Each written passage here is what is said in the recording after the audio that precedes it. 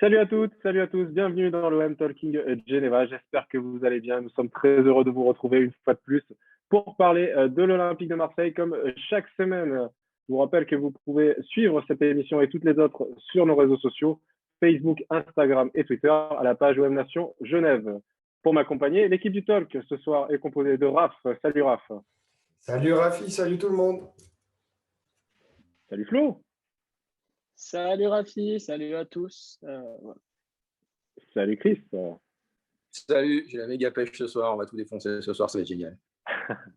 J'espère que vous avez tous la méga pêche. Et pour nous accompagner, comme toujours, un passionné de l'Olympique de Marseille. Mais je peux vous dire que sa passion est tellement débordante qu'elle ne se limite pas au rectangle vert. C'est carrément transposée au cinéma. Vous allez bien sûr le découvrir dans quelques instants. Il a voulu consacrer sa passion et son amour à l'OM sur le cinéma pour nous parler d'un grand joueur. Vous allez le découvrir dans quelques instants. Nous sommes avec Benjamin, le producteur du film de Gunnar Anderson. Salut Benjamin. Salut. Salut, j'espère que tu vas bien. Merci de m'avoir invité, tout ça. Ouais, tout va bien. Tout va bien. Merci. Le plaisir est partagé. Alors, je vais rappeler à nos auditeurs un peu ton parcours. Tu as 36 ans, on peut le dire, hein, donc c'est pas un vieillage, donc on peut préciser ton âge. Pas un secret. Sans aucun souci. Donc, tu es guide touristique actuellement, mais après une carrière dans la communication au Brésil notamment, ça fait 4 ans que tu es revenu à Marseille. Et quand tu es rentré dans la cité phocéenne, tu as eu une folle envie de faire un film sur Gunnar Anderson. C'est ça. En fait, ça date à peu près de 2015. Moi, j'ai pas une famille très olympienne. Je suis un peu le mouton noir de la famille parce que je suis le seul à aimer le football.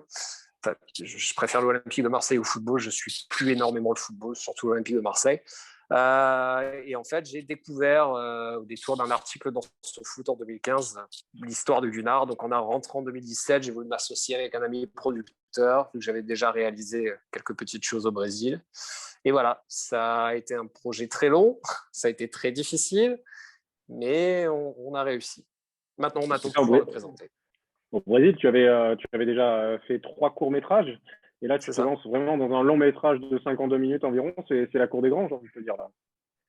Ouais, c'est surtout que l'histoire de Gunnar Anderson, déjà, j'ai eu énormément de mal à la faire tenir en 52 minutes.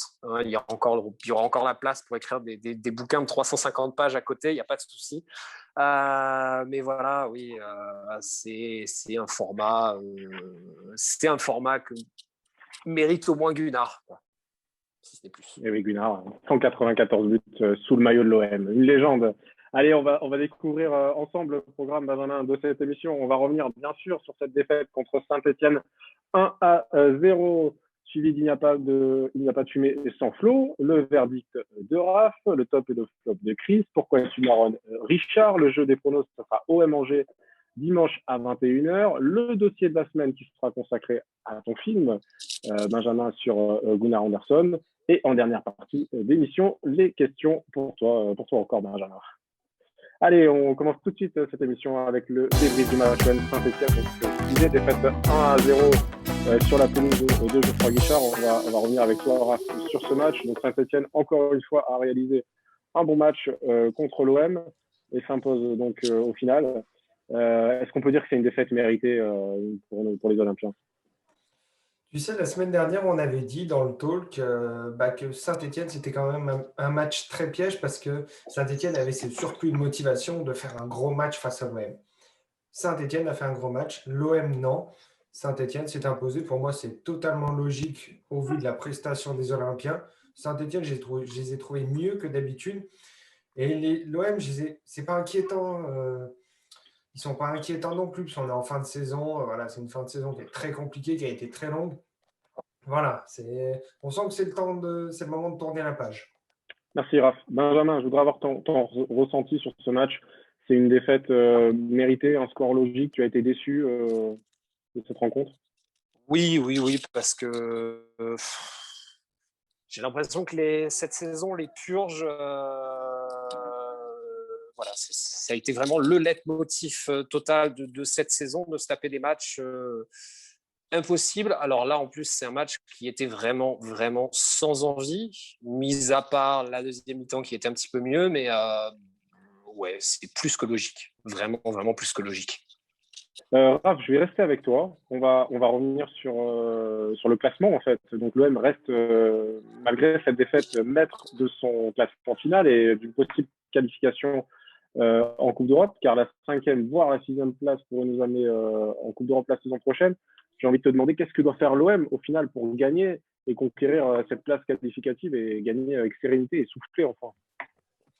Alors la sérénité, je pense qu'il va falloir oublier pour cette saison, mais j'ai l'impression qu'en fait en Ligue 1, il y a ce syndrome de personne ne veut des places européennes. Enfin, tout le monde veut les places européennes, mais personne ne fait rien pour les avoir. Rennes fait un très bon match contre le PSG, mais peut gagner s'ils mettent un peu plus d'intensité. Lens a été dominé par l'équipe de Lille. L'OM fait du surplace depuis quelques semaines. Et pourtant, en perdant, on gagne une place. C'est un peu le paradoxe de cette Ligue 1. Il faudrait gagner les prochains matchs, les 2 prochains matchs, et puis espérer aussi que les autres ne fassent pas le plein de points en marquant beaucoup de buts. Donc, ça va être une fin de saison assez compliquée, et surtout au vu des dernières prestations. Il va falloir peut-être mettre un peu plus d'envie. Ok, Raph, merci. On le sait, Benjamin, c'est important de se qualifier pour une Coupe d'Europe la saison prochaine. Il reste 2 matchs, l'OM est maître de son destin. Selon toi, qu'est-ce que doivent faire les joueurs, le coach, pour vraiment pour gagner ces 2 matchs et pour être européen la saison prochaine? C'est très compliqué parce que j'ai l'impression que les coachs se suivent, mais que les attitudes se ressemblent. Et je comprends que ce soit assez compliqué de travailler avec Sampaoli en milieu de saison et de comprendre ce qu'il veut et pas. Donc on a quasiment une opposition presque totale entre le système Village-Boas et le système Sampaoli. Mais il y a des fois où je vois un manque d'envie assez criant. Moi, ce qui m'a choqué vachement, je pense que ça a marqué pas mal de monde, c'est Lirola à un moment, c'est encore en première mi-temps, vers la 30e minute, où il a le ballon et il s'arrête et il regarde et il engueule quasiment Thauvin. Je crois que c'était Thauvin qui était à côté de lui, ou Rongier. Il avait besoin de mouvement, on sentait que... Non, c'est pas Rongier qui n'était pas encore rentré. Il avait besoin de mouvement et tout ça, et on a l'impression des fois ça manque d'idées, ça manque de créativité, et j'ai l'impression que c'est un espèce de manque de volonté aussi. Il y a beaucoup de joueurs qui sont déjà ailleurs, on le sait. Il y en a même qui osent vêtir un autre maillot que le nôtre, alors qu'ils sont encore sous contrat, mais bon, ça... Et le tigre est en toi. C'est ça, je me dis qu'il reste 2 matchs. C'est une honte pour le niveau du championnat de France quand on voit que malgré toutes les purges qu'on a pu avoir, tous les mauvais résultats qu'on a pu avoir, on est quand même en phase de finir 5e. On a encore notre destin entre nos mains pour finir 5e. Ça m'affole sur le niveau de la Ligue 1, sincèrement. C'est peut-être inespéré, oui, Raph. Oui, je suis d'accord avec ce que vient de dire Benjamin sur la Ligue 1. Quand on voit que, par exemple, le PSG est deuxième avec 8 défaites, alors l'OM en a une dizaine, c'est dingue quand même. Il y a un tel écart de points et pourtant, au niveau des défaites, il n'y a pas un si grand écart entre les têtes et puis ceux qui sont derrière. Oui, c'est ça. C'est un championnat qui est quand même très, très aléatoire. Je vais me tourner vers toi, Chris. Benjamin nous a parlé de Sampaoli là, il y a quelques secondes.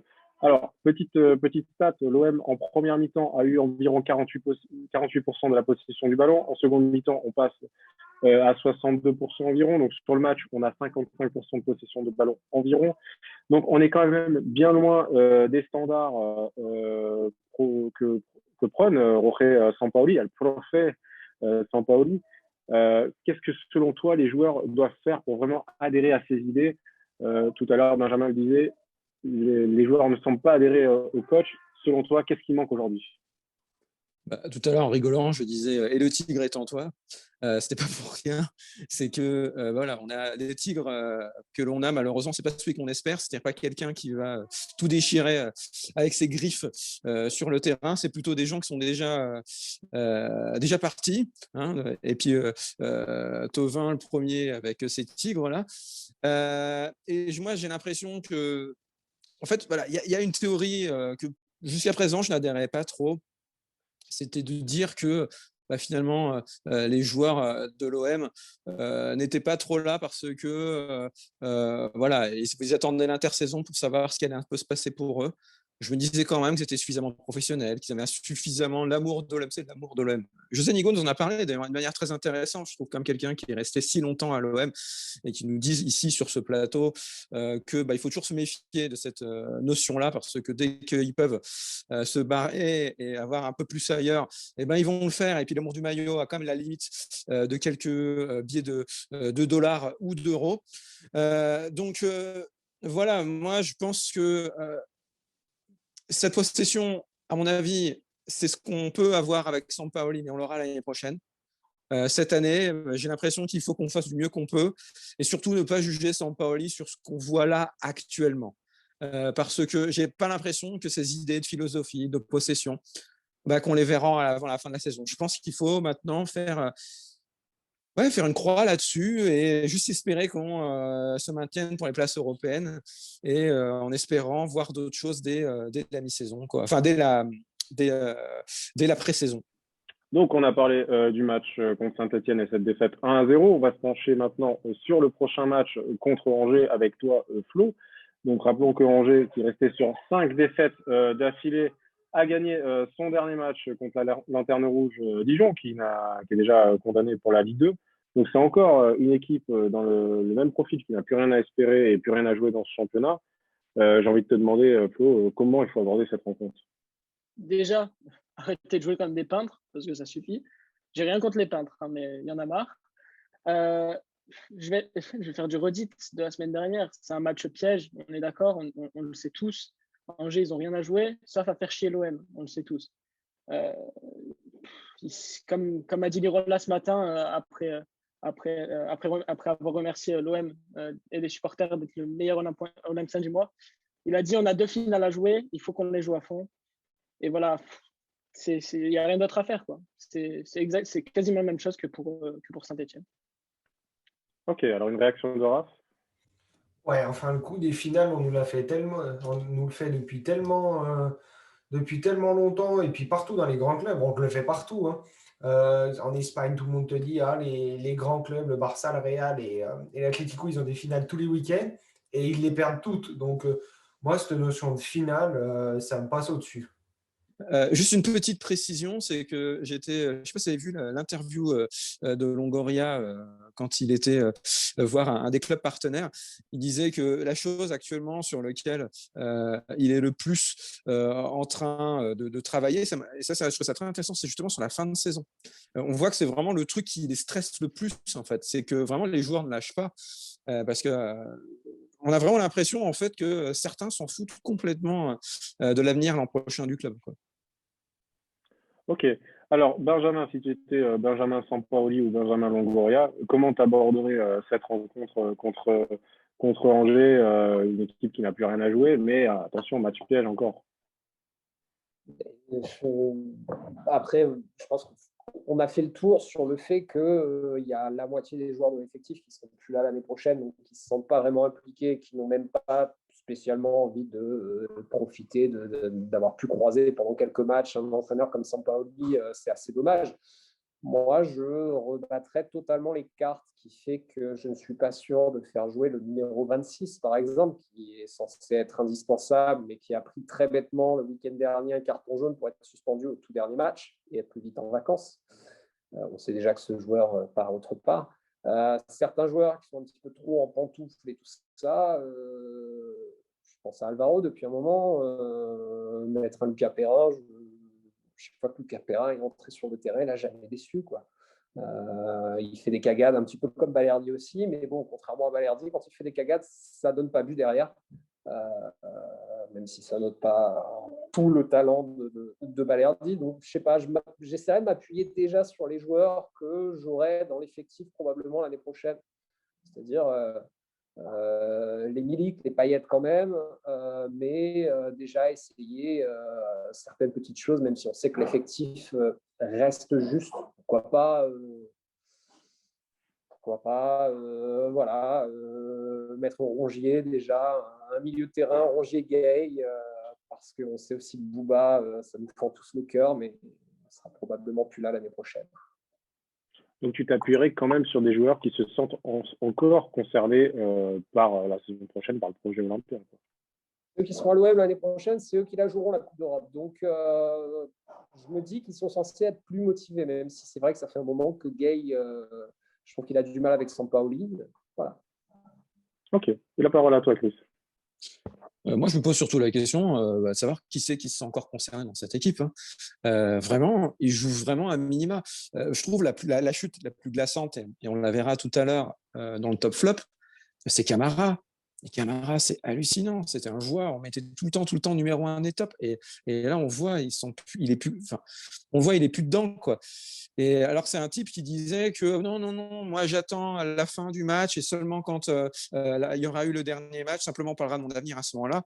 Et on voit le niveau de jeu qu'il a. C'est vraiment très, très inquiétant cette fin de saison. Allez, rapide, une petite réaction et on enchaîne. Oui, c'est une petite réaction sur ce que vient de dire Chris. Alors oui, Bouba ne fait pas les meilleurs matchs, tout ça. Mais on oublie trop souvent que c'est un jeune qui a qu'une vingtaine d'années. Et c'est un taulier à l'OM. Alors c'est normal qu'il ait aussi un petit moment de flottement. Donc il ne faut pas non plus être trop sévère avec lui. Ok, allez, merci messieurs. On passe à la deuxième partie de cette émission. Il n'y a pas de fumée sans Flo. Beaucoup d'actualités aujourd'hui avec toi, Flo. On va commencer par l'état des lieux de l'effectif olympien, si je puis dire. Alors, parle-nous un peu des départs qui sont plus ou moins actés pour la saison prochaine et des joueurs qui pourraient éventuellement partir. Alors, très très gros ménage d'effectifs pour l'année prochaine. Ça ne va pas ressembler à celui qu'on a. Parce que selon la province, il y a déjà 9 joueurs qui devraient partir. C'est pas encore super officiel, mais voilà, il y a Pelé, Rokia, Nagatomo, Raoui et Germain. Bon, c'est des fins de contrat, donc c'est quasi sûr qu'ils partent. Sakai qui devrait partir pour 1,5 million au Urawa Red Diamonds. Et après, voilà, il y a toujours Encham et Cuisance qui retournent dans leur club parce qu'ils n'ont pas fait satisfaction. Pour ce qui est des potentiels départs, il y a aussi Camara qui ne sera pas retenu s'il y a des grosses offres. Environ 40 millions selon Mohamed Bouafsi, qui nous a parlé tout à l'heure dans le live, sur un live Instagram tout à l'heure. Il a parlé de ça. Puis Chet Tatsar aussi, qui est beaucoup pisté en Angleterre, qui partirait pour environ 20 millions. Pour ce qui est des potentiels arrivées, l'Irola, son option d'achat, elle serait aux alentours de 8 millions. Enfin, ça se négocierait autour de 8 millions et puis Milik devrait rester. Ça fait un grand ménage, tout ça, Benjamin. Hein, c'est, on va dire, la nouvelle ère Longoria, une nouvelle équipe vraiment qui sera en train de rebâtir. Oui. Bon, après, par rapport aux rumeurs qu'on voit passer, tout ça, on a l'impression qu'ils bossent quand même. Donc, on peut peut-être être un peu plus sûr de l'ingénieux Longoria que ce bon Zubizarreta qui faisait un petit peu trop la sieste. Oui, Chris, rapidement. Rapidement, un petit détail moi, qui m'a fait sourire, c'est le fait que Sakai aille au Red Diamonds. Red Diamonds qui était le dernier club de Basile Boli. Voilà, donc moi j'aime bien symboliquement que ce soit dans ce club-là. Voilà. Ouais, c'est juste toi, Chris, hein, parce que perso, je trouve pas la symbolique, mais après, chacun son avis. Hein. Allez, on reste avec toi, Flo. Donc, on va rappeler que Amadi a prolongé son contrat jusqu'en 2025. Il était en fin de contrat. L'autre qui était en fin de contrat et qui, on le sait, ne restera pas à l'OM, c'est Thauvin. Donc, depuis quelques jours, l'information est officielle. Il signera au Tigres, donc au Mexique, avec un certain André-Pierre Gignac. On va parler maintenant des potentiels remplaçants de Florian Thauvin avec toi. Alors là, ouais, on commence les grosses rumeurs. Il y en aura d'autres après, mais là, pour Thauvin, il y a potentiellement Trincao, mais c'est vraiment une vieille rumeur celle-là. Et puis en ce moment, il y a beaucoup Jérémy Boga qui revient, selon Foot Mercato. Apparemment, Laurent Goria aurait pris la température. Mais bon, le joueur vaut 20 millions, j'y crois pas trop. Ok. Et on va parler de d'autres rumeurs. Alors, je rappelle, tu parlais du live de Mohamed Bouafsi. McCourt injecterait 60 millions pour le prochain mercato. Donc, il y a beaucoup de noms qui commencent à circuler, notamment Adli. Ouais, Adli. Bon, déjà, même avant le live, il y a l'équipe qui disait que plusieurs sources locales annonçaient un accord de principe entre le joueur et l'OM. Voilà, finalement, ça se confirme plutôt bien avec le live. Après, voilà. Ok. Et on parle également beaucoup d'Almada. Alors, est-ce qu'il y aurait un accord également C'est ça. On parle d'Almada. Déjà, il faut se dire que Boafsi a annoncé tout à l'heure que Almada et Adli, c'est tout à fait possible. Que si, comme tu l'as dit, 60 millions, tu peux prendre les deux joueurs. Il y a plusieurs jours, il y a plusieurs jours, on disait qu'il y avait un accord verbal entre le joueur et l'OM pour un contrat de 5 ans. Vélez demande entre 15 et 20 millions pour le joueur. L'OM devrait bientôt démarrer les discussions, quoi. Oui, je trouve qu'il est intéressant de noter quelque chose qui est sorti que très récemment, c'est que l'OM n'a finalement pas énormément de déficit cette saison. On annonçait beaucoup de chiffres, 120 millions, machin, tout ça. Et finalement, ce serait plus aux alentours de 60 millions. Donc, si McCourt, en plus, réinjecte 60 millions, ça peut nous faire un bon petit truc pour faire un bon mercato. Pas un mercato grandiose 5 étoiles, mais un bon mercato. Un bon mercato, oui, Chris. Oui, un bon mercato, d'autant plus que si on additionne tous les chiffres, ça commence à faire pas mal. Parce qu'entre tous les économies de salaire, parce que on imagine quand même qu'il va faire aussi faire partir Strootman, il y a salaire de Thauvin qui est parti, donc on pense à 40 millions pour Camara, 20 millions pour notre ami Douillet, plein de millions par-ci par-là qu'on a récupéré aussi. Oui, alors voilà, Radonjic, maintenant il commence à faire des passes décisives en plus, donc on peut imaginer peut-être finalement arriver comme à le refourguer aussi. Enfin, on commence vraiment à se dire, mais il va peut-être avoir une sacrée enveloppe, et en même temps, heureusement, parce que si vous regardez le nombre de partants, en fait, mais il y a pratiquement les 2/3 de l'effectif à renouveler, quoi. Donc, t'inquiète pas, Chris, t'inquiète pas, parce que du coup, Boafsi, tout à l'heure, il disait dans son live qu'il y avait beaucoup de potentiels arrivées. Donc, on pensait que Abidal pourrait venir, mais il faut vraiment qu'il fasse un effort sur son salaire. L'OM observe aussi Fulgini, et Fulgini est intéressé. Voilà. Ensuite, il n'y a pas de nom pour le successeur de Mandanda. Ils sont en recherche active de défenseurs centraux. En tout cas, il ne faut pas s'inquiéter. Le mercato a déjà commencé pour l'OM, et dès que ça ouvre, on aura les premières recrues. Alors, tu nous as dit tous les noms que tu avais en ta connaissance, en tout cas. C'est ça, voilà. Ok, super. Alors, on reste avec toi, Flo. On va parler tiens, cinéma. On est avec un producteur, donc on va continuer avec le cinéma. On a débriefé le match contre l'AS Saint-Etienne, mais il y a un deuxième match qui s'est joué dans le même match, j'ai envie de te dire. Alors, le match, c'était le 1er septembre 2019. On avait gagné 1-0 à domicile, but de Benedetto. Mais il y avait quelqu'un de spécial dans les tribunes. Benjamin, est-ce que tu sais qui c'était? C'est un acteur. Moi, je dirais Matt Damon, non?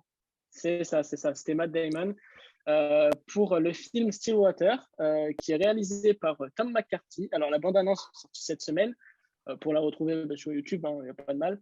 Ce film a été tourné à Marseille, à l'Estac, ou aussi dans le quartier de Bonneveine. Et il y a aussi des scènes avec les supporters dans le stade et même devant sur le parvis. Alors, le truc marrant, c'est que moi, j'avais discuté avec la vieille garde à l'époque parce que je voulais aller filmer dans le stade à ce moment-là. Un peu difficile d'avoir les autorisations et tout ça. C'était assez tendu déjà avec les supporters. Et c'est les mecs de la VG, s'ils nous voient, je les salue, les gars de la vieille garde, qui m'avaient dit viens pour pouvoir filmer, il suffit que tu prennes un billet directement en jambouin latéral. Donc, je me suis auto-puni et je suis allé filmer un petit peu la vieille garde et le tifo de Gunnar Andersson en jambouin, avec une autre caméra qui était restée dans mon cher virage nord pour avoir le tifo en entier. Par contre, j'ai eu l'horreur d'avoir un mec qui avait un maillot de Kylian Mbappé, un maillot de l'équipe de France. Kylian Mbappé juste devant moi. Je ne suis pas bien en jambon en général. Aïe. C'est affreux, ça. Oh là, quelle insulte. Tu as dû te sentir mal, alors. Hein. Ouais, voilà. Et il m'avait dit, écoute, fais comme Matt Damon, fais comme les producteurs du film. Ils avaient fait ça. Ils s'étaient tous retrouvés en latéral, en jambouin. Et bon, le résultat n'est pas trop mal. Donc, je m'en plains pas. Quelle idée, Benjamin, de venir avec son paillasson au stade pour venir voir un match. Hein. Moi, j'ai le même paillasson devant ma porte d'entrée de Kylian. On te salue. Merci à toi, Flo, pour cette rubrique. On passe avec toi, Raph, le verdict de Raph cette semaine. Donc, on va bien sûr revenir Sur le match contre Saint-Etienne, alors on a vu, hein, on l'a tous vu tout à l'heure, on l'a tous dit, le contenu du match, c'était vraiment pas ça. La première question que j'ai envie de te demander, c'est pourquoi le système Sampaoli ne marche pas aujourd'hui? Bah, tu sais, j'ai envie de faire une analogie avec la fin de saison de Marcelo Bielsa, où beaucoup de joueurs, comme on avait pu en parler avec Mourad Hertz la semaine dernière, on savait qu'ils allaient partir. La fin de saison était en dents de scie. Des fois, il y avait des bons matchs, mais tout ça, c'est parce qu'il y avait les supporters derrière. Et là, en ce moment, il n'y a personne au stade. Donc, pour les motiver, il faut se lever de bonne heure. Les joueurs ne sont pas du tout impliqués dedans, puisque la plupart ont, comme on n'arrête pas de le répéter, la tête ailleurs. Tchaleta Tsar à la tête en Angleterre depuis cet hiver. Des attaquants comme Benedetto. Alors oui, il court beaucoup, mais je pense qu'il a la tête en Argentine. Voilà, Thauvin avait peut-être la tête qui tournait entre l'Espagne, l'Italie et puis le Mexique. C'est compliqué. Et moi, il y a un truc qui est flagrant et je trouve que Pablo Longoria, par contre, fait tout ce qu'il peut pour y remédier et avec l'aide de Sampaoli, c'est de créer une équipe qui a un minimum d'intelligence de jeu, qui sait s'adapter, qui sait créer du contenu et pas seulement tenter des fois de partir balle au pied sans voir si les joueurs nous suivent. Alors Lirola, oui, on en parlait tout à l'heure, il fait cette action, mais il doit pas monter s'il n'y a personne qui le suit. C'est comme ça. Il y a un manque d'intelligence de jeu dans cette équipe, je trouve, qui est flagrant. Et ça ne va pas avec un entraîneur qui prône notamment le beau jeu. Alors, il prône le beau jeu, mais pourquoi, selon toi, il faut néanmoins pas tout lui remettre la faute dessus? Bon. Il y avait Christophe Pélissier, quand il a obtenu son brevet d'entraîneur en 2016, avait déclaré « Il faut laisser le temps à un entraîneur, le temps de faire son métier ». Alors, je sais que souvent, on s'engueule avec Richard, parce que Richard, pour lui, Sampaoli, c'est niet, basta, il a perdu 2 matchs, c'est fini, allez, on n'en parle plus, retour en Argentine. Mais par contre, il est ultra indulgent sur Enrique, qui a fait 10 matchs. Alors voilà. C'est là où on a un vrai paradoxe avec tous les supporters. C'est qu'on veut bien laisser du temps aux joueurs, mais alors les entraîneurs, il faut qu'il y ait des résultats rapidement. Or, Sampaoli, ce qu'il veut, lui, ce n'est pas un pompier. Lui, c'est l'architecte qui vient après. Il vient pour rebâtir une équipe, bâtir un fond de jeu. Et si l'architecte, on lui dit, écoute, tu vas me faire juste un truc rapidement, il va te poser un préfabriqué comme ça, et basta, il rentre chez lui. Mais nous, ce qu'on veut, c'est une belle villa bien construite avec une belle piscine, tout ça pour avoir envie d'y aller. Alors, c'est pas un pompier, c'est un architecte, on l'a bien compris, il veut construire une équipe. Donc, pour toi, tu persistes, Raph, c'est ton verdict cette semaine, si tu me l'accordes, Sampaoli, c'était le bon moment pour le faire venir à l'OM. Pablo Longoria a bien fait. Ah clairement, sinon on le prenait cet été et en gros c'était on faisait venir le gars sans lui faire un cahier des charges sur ce qu'il veut ou pas, sans avoir fait un audit de l'équipe. Et j'ai envie de voir, comparé à toutes les autres équipes, au moins il y a un projet. Alors Lille, cette saison, va peut-être être champion, tout ça, mais enfin Christophe Galtier ne va pas prolonger. Les joueurs, on ne sait pas vraiment qui va partir, alors que nous, on a un petit peu cet avantage de savoir qui reste et qui part. Et du coup, Lille, l'année prochaine, va en Ligue des Champions sans réelle certitude. Ils seront peut-être champions à la fin de la saison, ce sera super. Mais l'année prochaine, ils vont dans le flou total. C'est un brouillard monstre. Et même d'autres concurrents, par exemple Lyon. Lyon, je ne sais pas où ils vont. Hein. Papiola, c'est plus proche de l'EHPAD qu'autre chose.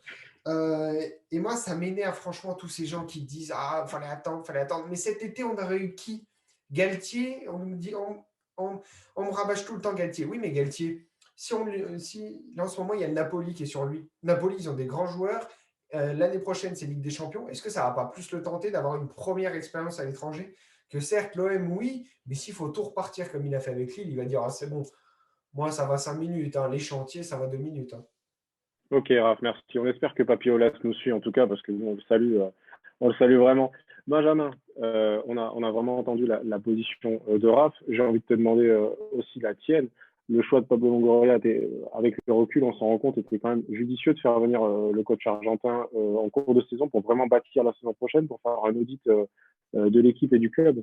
Le choix de Longoria était totalement judicieux parce que au moins on sait exactement comment ça va fonctionner, les joueurs qui peuvent s'adapter, les joueurs qui ne peuvent pas s'adapter, et on prend un temps d'avance. Hein. Il n'y avait que Mazzarri qui était d'accord pour venir en milieu de saison, il me semble, et encore, c'était assez compliqué. Donc c'est pas mal de l'avoir dégauché juste à la fin du championnat brésilien pour prendre de l'avance.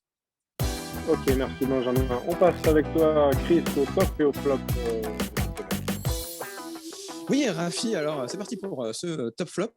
Vous allez voir, les notes sont franchement pas extraordinaires, c'est le moins qu'on puisse dire. Alors, celui qui a été le plus dur, cette fois-ci parmi les chroniqueurs, c'est Rafi. Rafi, 3,2. Qu'est-ce qui s'est passé sur ce match-là? Ah ben, je crois que la question, c'est pas à moi qu'il faut la poser, Chris. Je crois qu'il faut la poser aux joueurs, hein, tout simplement. Moi, j'étais devant ma télé, J'ai la réponse. j'étais à l'heure. C'est bon, tu l'as allumé la télé. Rafi, tu as allumé la télé, c'est parti. Non, c'est pas ça. C'est que C'est le match 13 est fait à heures, 13 heures après le repas. Ouais, c'est ça, je me suis dit, Voilà, purée, le match de 13h, Rafi, il n'aime pas ça. bon, tu vois, moi, je buvais mon café, j'avais préparé mon café et tout, je regardais le match, mais bon, je crois que les joueurs, ils n'avaient pas pris de café, justement. Donc, Ah oui, Il y ça, avait c'est des sûr. sorties de table, donc ouais. Donc... Et puis, Non, bah, tiens, écoute, sur le contenu, il n'y a rien à dire. À part un joueur sa prestation est honorable, le reste de l'équipe, se demander si c'était sur le terrain.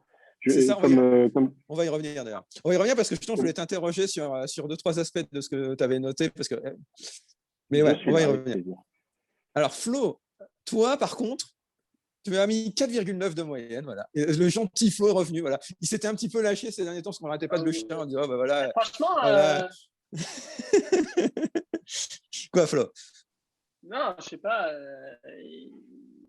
Je sais pas pourquoi j'ai pas mis moins. Ben voilà, je sais pas.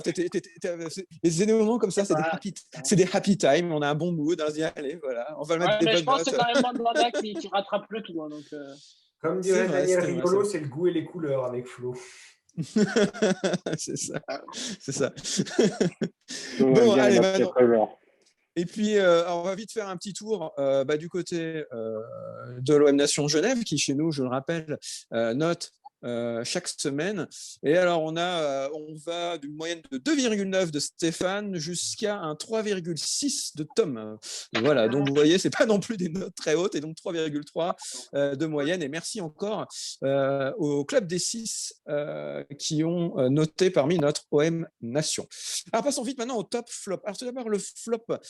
Je m'adresse à toi, Benjamin. Qui c'est que tu mettrais dans ton flop 3 de ce match-là? Qui c'est que tu mettrais contre Saint-Etienne? Il y a beaucoup de monde. Mais 3. Bonne chance. Camara, parce que c'est dommage qu'on soit dépendant d'un gamin de 21 ans maintenant, mais voilà, s'il n'y arrive pas, l'équipe ne fonctionne pas. Ouais, qui d'autre? Un tirage de maillot et puis Douge. Un Douge voilà. Surtout. Ah ouais, Douge, voilà. ouais. Alors, Douge, il faut savoir, le Douge. Et c'était le numéro 1 du flop. C'est la première fois d'ailleurs que Douillet finit premier du flop, hein, malheureusement pour lui. Alors, chose étonnante, Thauvin est ressorti du flop 3 quand même. Donc, je ne sais pas si parce que je crois qu'il a fait quand même une frappe à un moment. Bon, bref. Mais en tout cas, il est sorti du flop 3.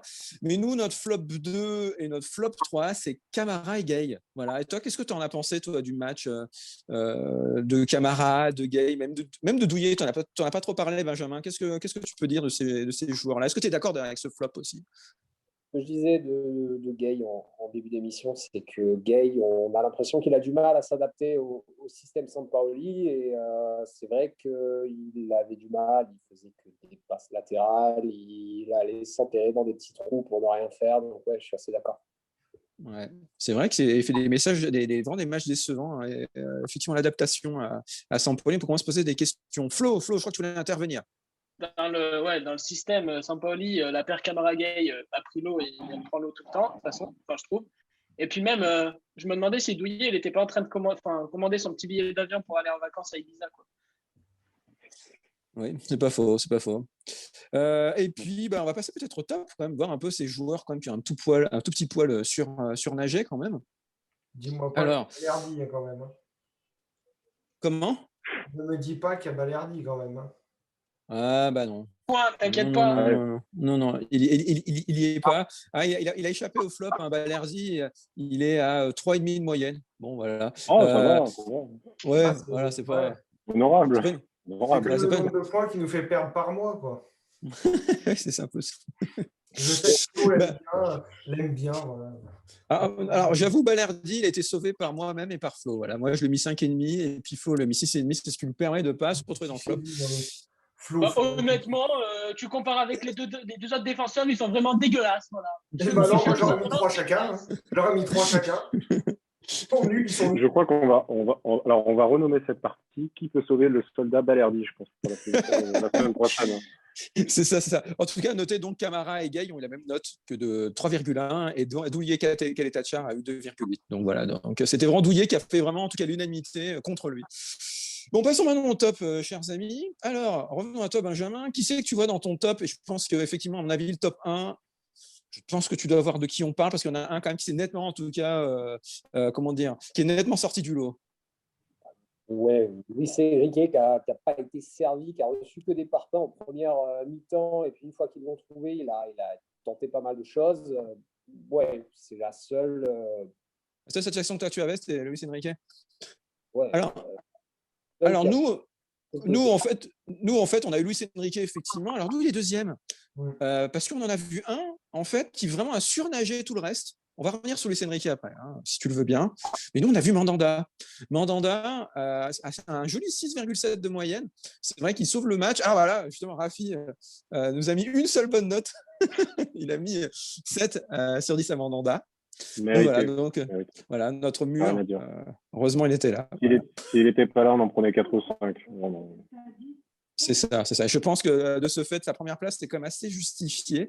Mais effectivement, ton Enrique, que aussi chez nous, dont le chouchou, c'est quand même Richard. Enrique, 5,1 et deuxième. Voilà. Malheureusement, justement, Rafi a un peu tué Enrique. Il lui a mis 3. Voilà, donc il n'arrive pas à parvenir à avoir un peu plus. Et puis. Ouais, voilà. Et puis, il y a Richard qui lui a mis 4,5 seulement. Et puis, c'est vrai que même les hommes nations ont apprécié, mais c'est pas non plus foufou. Richard, chaque semaine, là, il le saborde. Ouais, il lui a mis 4,5, effectivement. Hein. C'est vrai que j'étais aussi étonné. Ça me fait chier, les gars, sa prestation elle donne raison à Richard. C'est pas quand il a raison, moi.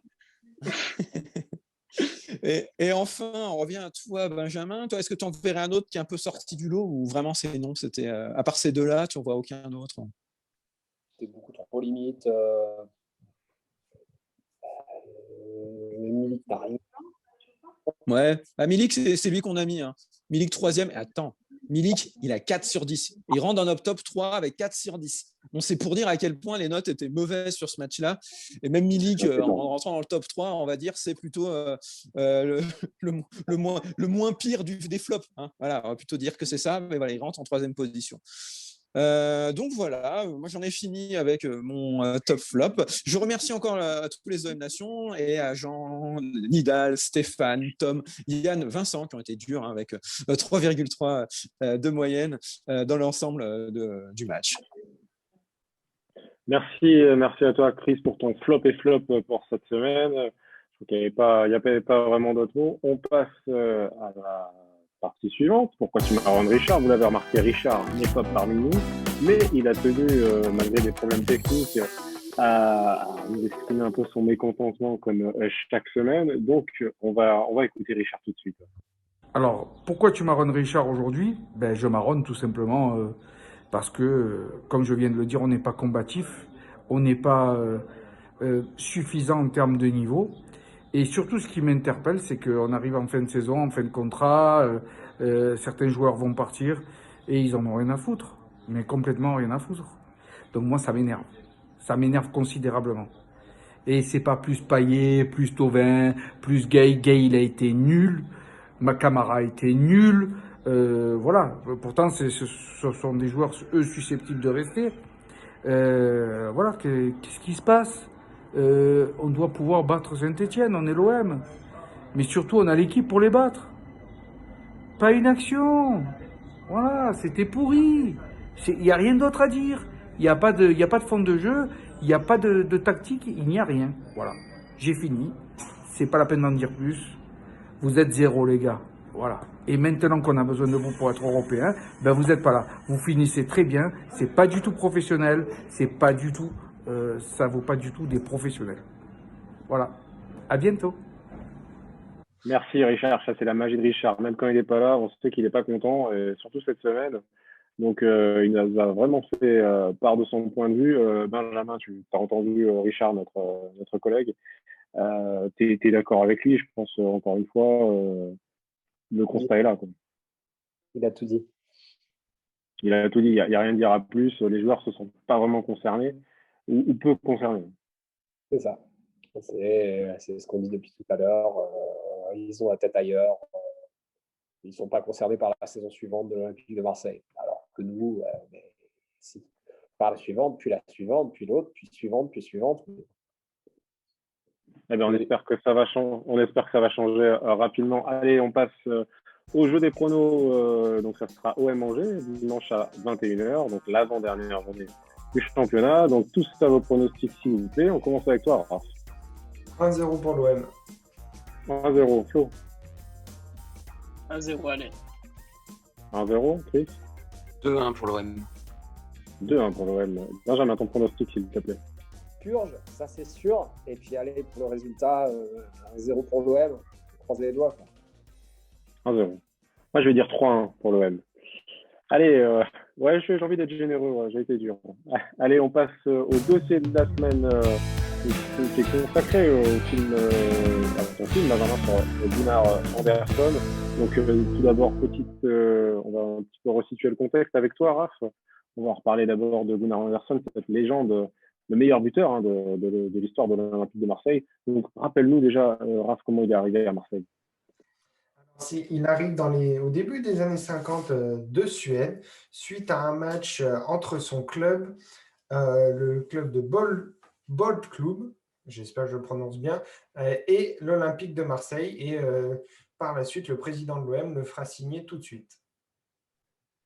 Alors, pourquoi on peut, je disais que c'était une légende, pourquoi on peut le considérer comme une légende olympienne, ce joueur?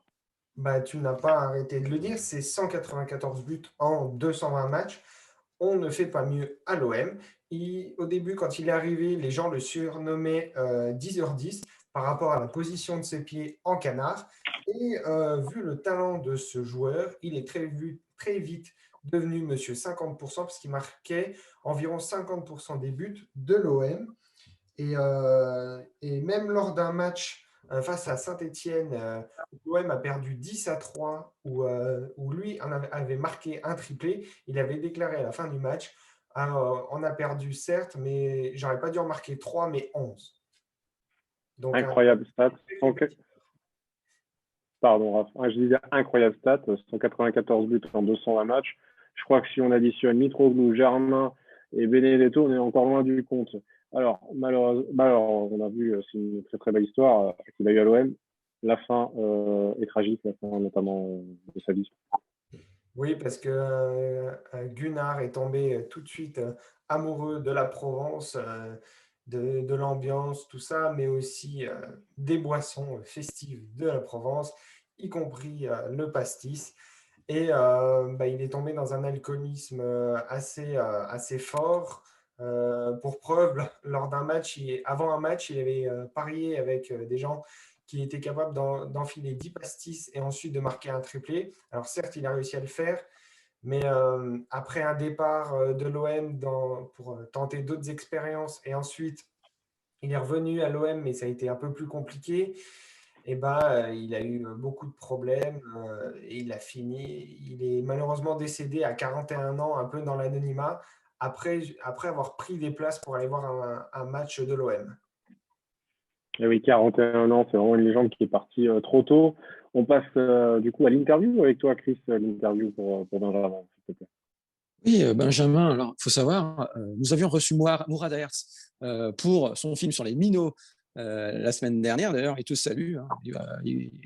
En fait, visiblement, il suit vraiment beaucoup ce que tu fais.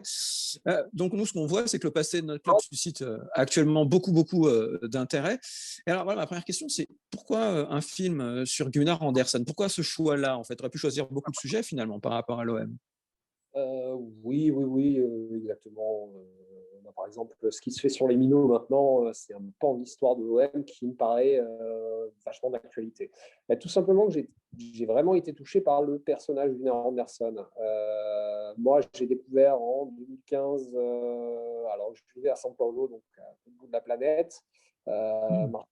Et l'OM me manquait. J'ai vraiment vu un parallèle entre son histoire à lui et la ville de Marseille. Il faut savoir que je viens de pas du tout foot, je suis vraiment le mouton noir par rapport à ça.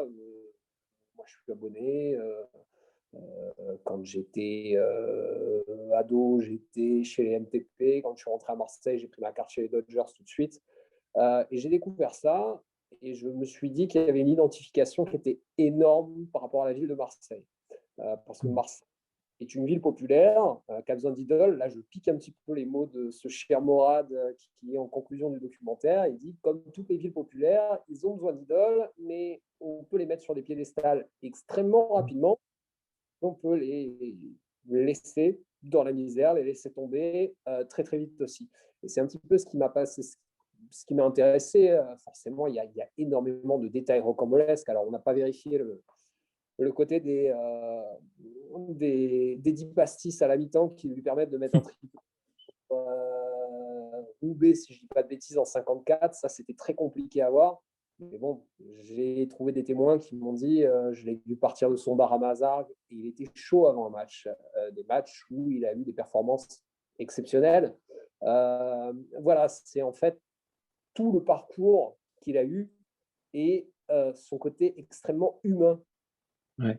Alors justement, alors là, c'est bien, parce que c'est justement ma question. Donc, comme ça, on rentre dedans. C'est qu'est-ce qu'on sait sur sa personnalité? Parce que le problème, c'est que tous ces personnages-là de cette époque, c'est qu'on peut voir quelques anciennes photos, on peut voir des photos d'identité, souvent, tu sais. Et on aimerait pouvoir vivre, en fait. Comment ils étaient, comment ils pensaient, c'était qui, en fait? C'est ça. Alors, pourquoi aussi j'ai voulu faire ça? Tout simplement parce qu'en commençant à chercher, je me suis aperçu qu'il y avait une boîte de production marseillaise qui avait fait ça avec l'OMTV il y a quelques années, en fait, les grands joueurs de l'OM, des formats de 26 minutes un peu courts, et où ils allaient les voir. Ils n'avaient rien fait sur Gunnar Andersson, qui est le meilleur buteur de l'histoire de l'OM. Et tout simplement parce qu'ils avaient peur, en termes d'archives, c'était une grosse difficulté, en termes de...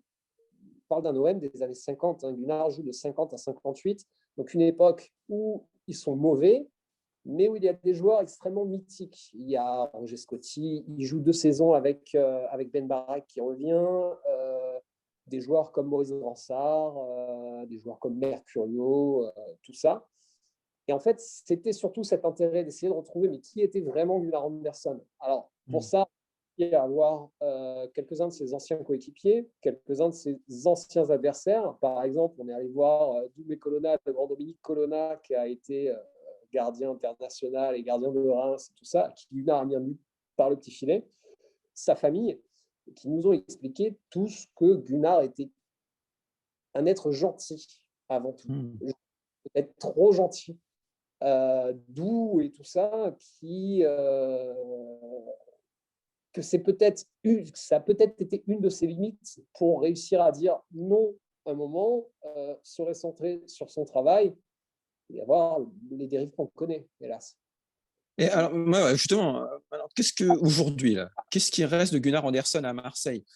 Quel est son héritage? Est-ce que, je sais pas, est-ce qu'il y a une place en son nom à Marseille? Je sais pas, je me rends pas compte. Est-ce que on en parle à Marseille encore?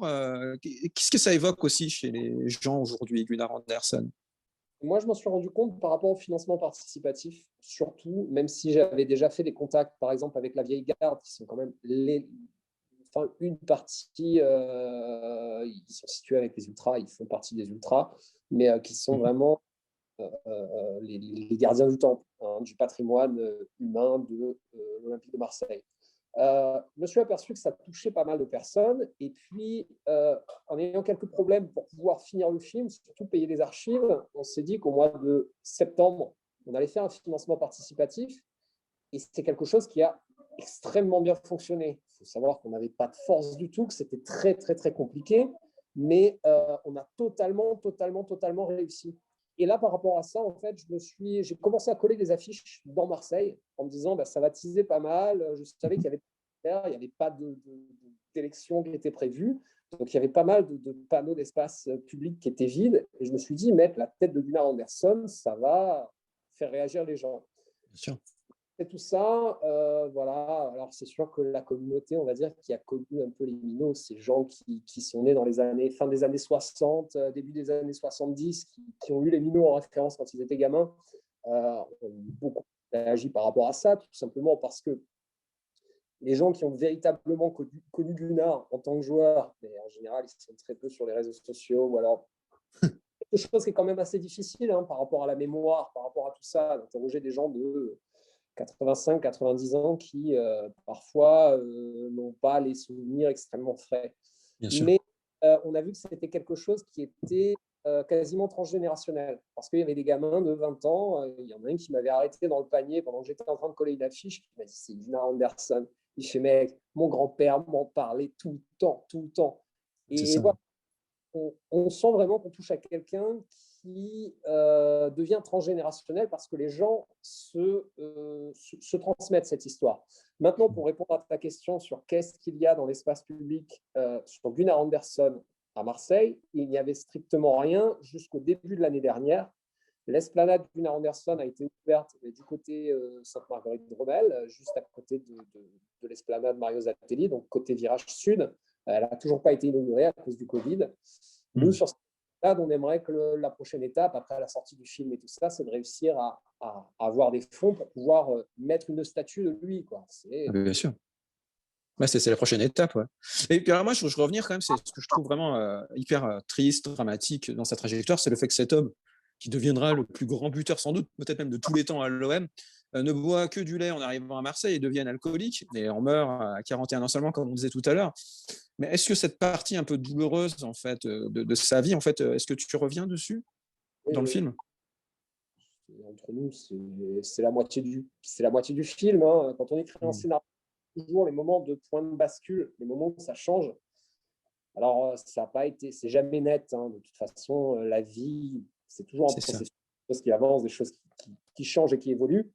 Mais oui, il y a ce moment-là et on s'aperçoit qu'une bonne partie encore de sa carrière de joueur s'est faite alors qu'il est devenu alcoolique, tout simplement parce qu'il était tellement invité à l'époque et il donnait tellement, il était tellement généreux qu'il n'arrivait pas à dire non et il s'était avec les gens et il buvait. Le fait rien que d'avoir eu un bar à Mazargues